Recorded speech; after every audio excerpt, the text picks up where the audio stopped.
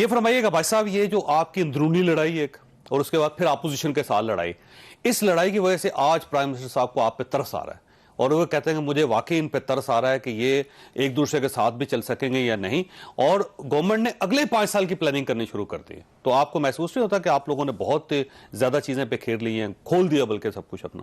مجھے وزیر اعظم پہ ترس آ رہا ہے، اس کو یہ نہیں پتا کہ ان 3 سالوں میں ہوا کیا اس کے ساتھ. اپوزیشن کی پرواہ وہ نہ کریں، اپوزیشن کی فکر نہ کریں، اپنی فکر کریں.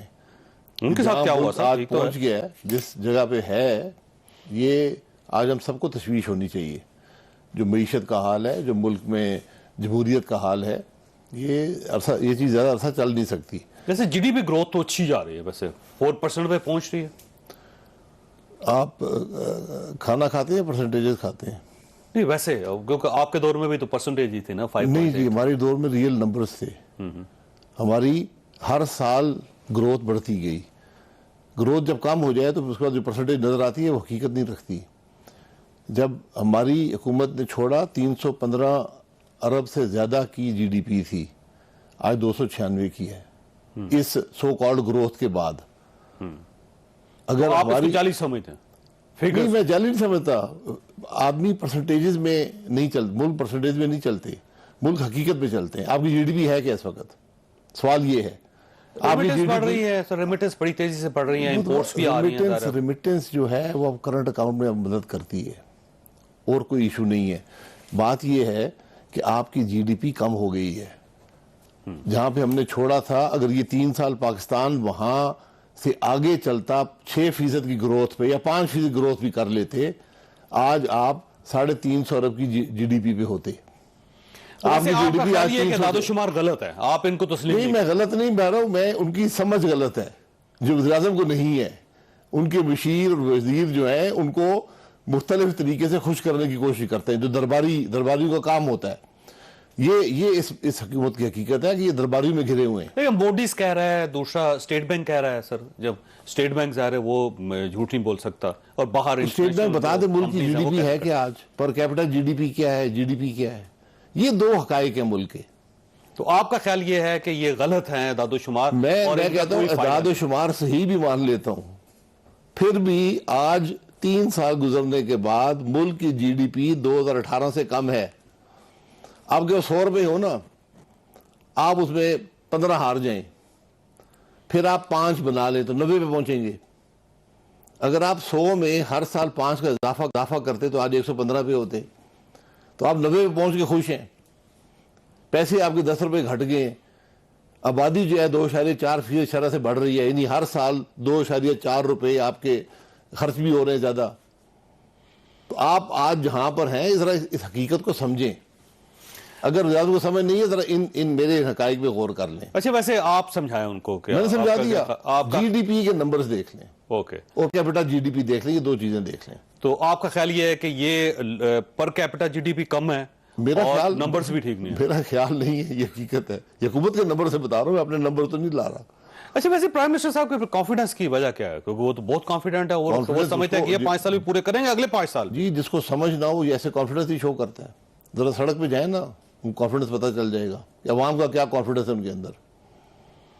اچھا ویسے یہ بمپر کراپس آ رہی ہیں، آپ نے دیکھا ہوگا کہ گندم ہے، چاول ہے، پھر اس کے بعد گنا ہے، پھر مکئی ہے. تو یہ بمپر کراپس ہیں، آپ دیکھیں یہ تو ظاہر ہے الٹیمیٹلی پاکستان کی معیشت کو فائدہ ہوگا. کہاں پہ یہ ابھی ہار رہی ہیں. آپ نے دیکھا ہے ہماری گندم کا کیا حال تھا، آپ نے کاٹن کا حال دیکھا ہے. آپ کون سے بمپر کی بات کر رہے ہیں؟ فوڈ انفلیشن پاکستان میں دیہی علاقے میں جو خرد و نوش کی اشیاء کی قیمت ہے وہ 15-20% رہی ہے. یہ حقیقت ہے اس ملک کی. یہ ناقابل فہم اور ناقابل سوچ بات تھی کہ ہمارے ملک میں دیہی علاقے میں خرد و نوش کی قیمت بڑھے. 1%, 2% ہوا کرتی تھی، آج 15 اور 20% ہے. تو بمپر کہنے سے بمپر نہیں ہوگا. عوام کے حقائق دیکھیں. آپ کا خیال ہے کراپس بھی وہ نہیں ہے جو گورنمنٹ کلیم؟ کراپس ہوتی تو سستی ہو جاتی. گندم آج کیوں آٹا 70 روپے کا بک رہا ہے؟ جب سرپلس ہوگا مارکیٹ میں تو آٹے کو واپس 35 پہ آنا چاہیے. اچھا ویسے الٹیمیٹلی آپ کا خیال یہ ہے کہ پرائم منسٹر صاحب خوش فہمی کا شکار ہیں, وہ یہ سمجھ رہے ہیں کہ ابھی تو آپ گورنمنٹ ان کی نہیں گرا سکے اور اگلی گورنمنٹ بھی ان کی بن رہی؟ ٹھیک ہے, وہ حکومتیں بناتے رہے, ملک کا کیا ہوگا؟ میں تو ملک کی بات کر رہا ہوں نا. حکومتیں یہاں بہت سے لوگ آئے, حکومت انہوں نے چلائی, چلے گئے. مشرف صاحب تھے 8-9 سال بیٹھے رہے, آج کہاں پر ہیں؟ انہوں نے کیا دیا ملک کو؟ یہ کرسی پر بیٹھنے سے ملک نہیں چلتا. ملک چلتا ہے حقائق کو سمجھنے سے اور مسائل کو حل کرنے کی کوشش سے. اچھا یہ فرمائیے, واقعی پاکستان مسلم لیگ نون میں کوئی دراڑ نہیں ہے؟ کیونکہ اب تو ہر چیز آبویس ہو گئی ہے, لوگوں کو کلیئر ہو گیا. کون سی دراڑ ہے؟ 2 بیانیاں ہیں کہ میاں شہباز شریف صاحب کا, ایک ساتھ میاں نواز شریف صاحب کا. ان بیانیوں کے درمیان تو بہت فاصلہ ہے. میں نے آج تک بیانیے نہیں دیکھے. میں نے رائے کا اظہار دیکھا ہے, میں نے اختلاف رائے بھی دیکھا ہے. جب فیصلہ ہو گیا تو کوئی اختلاف نہیں ہے. کیا مسلم لیگ نون اصولوں کو چھوڑ سکتی ہے؟ کیا مسلم لیگ نون ڈیل کر کے اقتدار میں آ سکتی ہے؟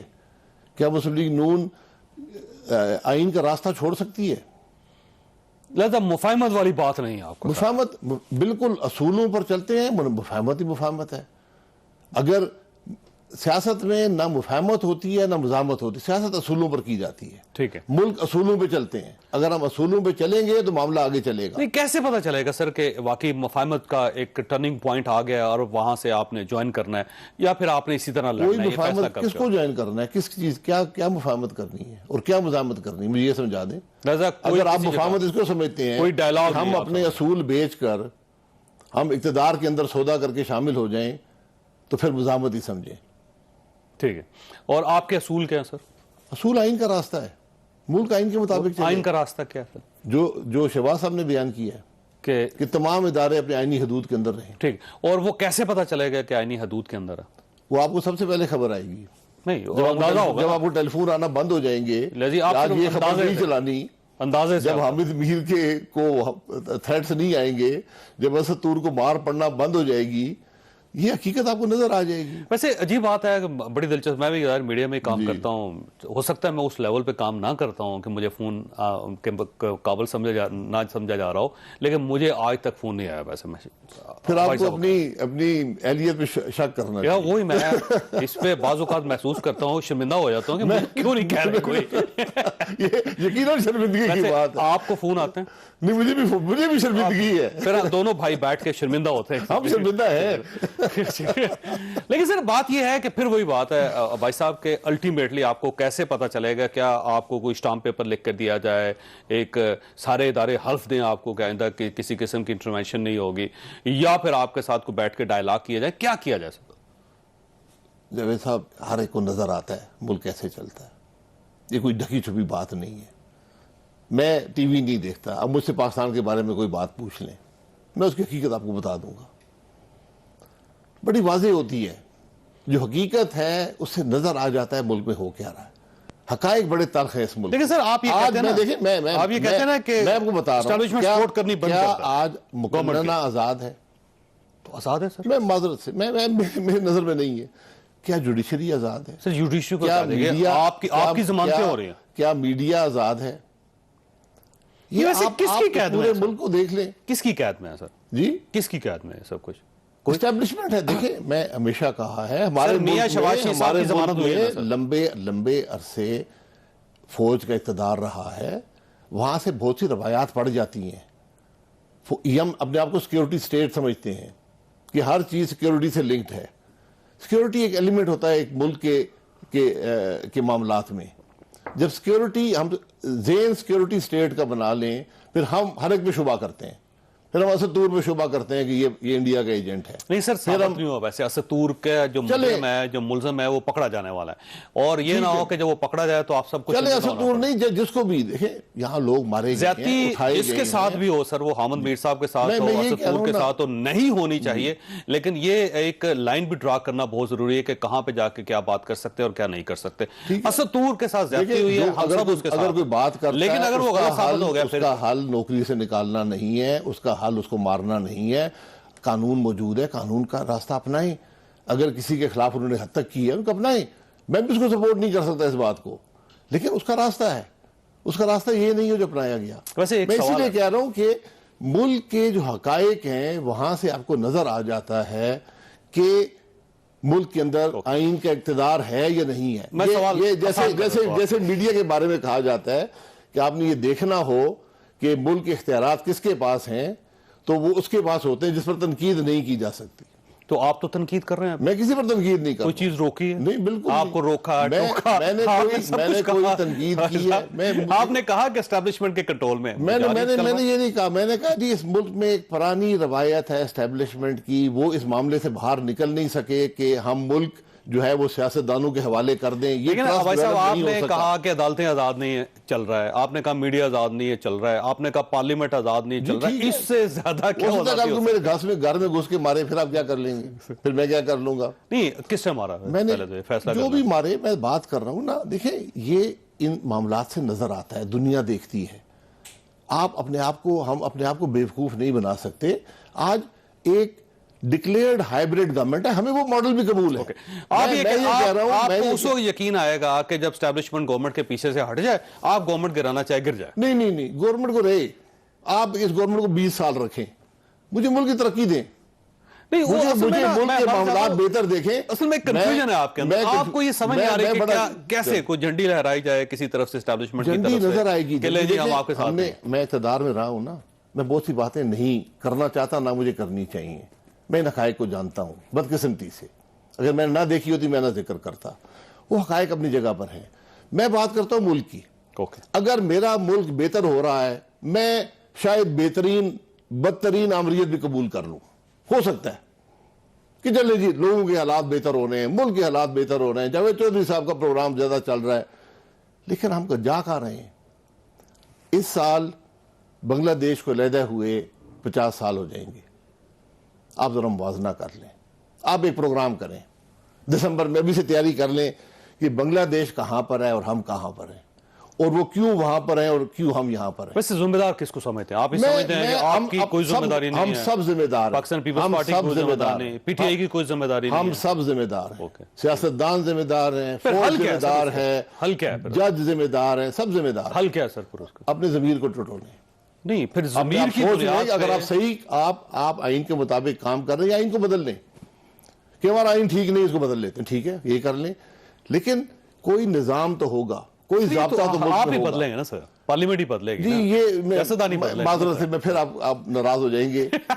یہاں پر یہ معاملات پارلیمنٹ نہیں کرتے. تو صرف پارلیمنٹ میں کیوں بیٹھے ہوئے ہیں سر؟ چھوڑیں پھر اس کو. یہ بالکل درست بات ہے, یہ درست بات ہے. یہ عجیب بات ہے کہ ایک جگہ بیٹھے بھی ہوئے ہیں کہ جو ہم رکاوٹ ڈال سکیں وہ رکاوٹ ڈالیں. تو باہر بیٹھ کے رکاوٹ ڈالیں. باہر بیٹھ کے وہ رکاوٹ نہیں ہوتی جو پارلیمان میں الیکٹڈ لوگ ہیں, عوام نے ووٹ دیا. ایک غلط پارلیمنٹ کے اندر بیٹھ کے بالکل غلط ہے, یہ چلتی نہیں ہے. پھر بھی جو لولی لنگڑی ہے اس کے اندر بھی کوشش کر رہے ہیں. تو پھر اچھا, اب یہ سوال یہ ہے کہ آپ مزاحمت کرنا چاہتے ہیں, آپ ڈائلاگ کرنا چاہتے ہیں, کیونکہ شہباز شریف صاحب کہتے ہیں کہ میں اپنے بڑے بھائی کے پاؤں بھی پکڑ لوں گا جا کے. تو کس لیے پکڑ؟ کس مقصد کے لیے؟ میرا بھی یہی سوال. یہ آپ ان سے پوچھیں نا. ویسے نہیں, آپ پوچھیں نا. دیکھیں ایک محاورہ بات کرنے کا ایک محاورہ ہوتا ہے. شہباز صاحب نے وہ استعمال کیا کہ بھئی میں یہ سمجھتا ہوں کہ ہمیں اس طرح چلنا چاہیے. ان کی ایک رائے ہے, اس میں کوئی شبہ نہیں. نیشنل انٹرسٹ کا معاملہ ہے, تو نیشنل انٹرسٹ کو کیسے آپ گارڈ کریں؟ پاکستان کا نیشنل انٹرسٹ آئین کے اندر ہے. جب بھی ہم آئین سے انحراف کریں گے, جب بھی ہمیں خرابی کو قبول کریں گے, ہم اس ملک کے ساتھ ظلم کریں گے. اچھا, یہ پاکستان پیپلز پارٹی کے ساتھ اب آپ کا نہیں چل سکتا, ختم ہو گیا؟ بالکل چل سکتا ہے, بالکل چل سکتا ہے. کیوں نہیں چل سکتا؟ پی ڈی ایم کے اندر پی ڈی ایم کی بات کر رہے ہیں. ہاں جی, پی ڈی ایم بالکل چل سکتا ہے. وہ اعتماد بحال کریں. پی ڈی ایم اور اپوزیشن دونوں الگ الگ ہیں. نہیں, وہ اعتماد بحال کریں نا. کیا کریں؟ اعتماد بحال کریں پی ڈی ایم کا. یوسف رضا گیلانی صاحب سے سیٹ خالی کروا دیں. دیکھیں, اعتماد جو توڑتا ہے وہ جانتا ہے کیسے بحال ہوتا ہے. یا ایک خط لکھیں معذرت کا. پہلے اپنے خود اس بات کو قبول کریں کہ ہم نے کیا غلطی کی ہے. اگر آپ غلطی بھی کر کے اور سینہ زوری بھی کریں گے تو اس کا مطلب ہے کہ آپ اپنی غلطی کو سمجھتے ہیں کہ غلطی ہے. اور آپ اکیلے چلا لیں گے سر یہ ساری تحریک؟ جی بالکل. پی ڈی ایم ایک تحریک ہے, اس کا بیانیہ وہی بیانیہ ہے جو ہر پاکستانی کر رہا ہے. ملک آئین کے مطابق چلے. آج ہماری مہنگائی, ہمارے ملک کی خرابیاں صرف ایک وجہ سے ہیں, آئین سے انحراف. اچھا, ویسے آپ کا یہ کس کو سمجھانا چاہ رہے ہیں؟ کس کے خلاف مزاحمت کر رہے ہیں؟ کس کے خلاف احتجاج کرنا چاہ رہے ہیں؟ گورنمنٹ کے خلاف؟ میں تو اصولوں پر کھڑا ہوں. میں تو کسی نہ مزاحمت کرتا ہوں نہ مفاہمت کرتا ہوں. میں تو اصولوں پر ہوں. مطالبہ کس سے سر؟ بس پھر وہی سوال ہے کہ آپ جلسے کریں گے, میرا مطالبہ جو بھی اس ملک میں سیاست پر اثر انداز ہوتے ہیں کہ سمجھیں کہ ملک کے حالات کہاں پر ہیں. چاہے وہ جج ہیں، چاہے وہ فوج کے جرنیل ہیں، چاہے وہ سیاستدان ہیں، جو بھی ہیں، ٹھیک ہے، ہر ایک کا ایک آئین میں ایک جگہ مختص ہے۔ آپ ذرا اپنے ضمیر کو اپنے گریبان میں جھانکیں کہ کیا ہمارا ملک آگے بڑھ رہا ہے یا پیچھے جا رہا ہے؟ اگر پیچھے جا رہا ہے ہم سب ذمہ دار ہیں۔ اچھا ویسے عجیب سی بات ہے عباس صاحب کہ آپ یہ سمجھتے ہیں کہ آپ کے علاوہ سب غلط ہے، صرف آپ ٹھیک؟ نہیں، میں تو خود غلط ہوں، میں تو سب سے پہلے اعتراف کرتا ہوں۔ اپنا اعتراف میں بالکل اعتراف کرتا ہوں، آپ بھی مان لیں کہ ہم سب نے یہ میں نے جو غلطیاں اپنی غلطیاں میں ان کا بالکل اعتراف کرتے ہیں، ہم اعتراف کرتے ہیں۔ ویسے سب سے بڑی غلطی کیا تھی آپ کی؟ جی سب سے بڑی غلطی کیا تھی آپ کی؟ نہیں، سب سے بڑی غلطیاں یہی ہوئی کہ ہم نے اس ملک میں مزاحمت نہیں کی، ہم نے آمریت کو قبول کیا۔ یہ صرف میرا اور آپ کا نہیں ہے، پورا ہم سب کا ہے، جو اس ملک میں جمہوریت پسند لوگ ہیں، جو سمجھتے کہ جمہوریت سے ملک چلے گا۔ ہم نے ہر خرابی کو قبول کیا، اس میں نیت شاید درست ہو، لیکن اس کے اثرات یہ ہیں کہ آج ہم یہاں پر پہنچے۔ لہٰذا مزید نہیں ہو سکے گا یہ سلسلہ، مزید کوئی مفاہمت کم از نہیں کم ہوگی۔ مسلم لیگ نون کا یہ فیصلہ ہے کہ ان سودے بازیوں سے، ان غیر آئینی نظاموں سے، ان ڈیل سے ملک آگے نہیں چلے گا۔ لہٰذا یہ میاں مسلم لیگ شہباز شریف صاحب کا جو پلان ہے وہ آپ کے لیے ایکسیپٹیبل نہیں؟ وہ کیا پلان ہے؟ سر وہ مفاہمت چاہتے ہیں۔ میاں شہباز صاحب نے خود کہا ہے، آپ ان کے 15-20 منٹ کے انٹرویو کو آپ 2 منٹ پہ لے جاتے ہیں۔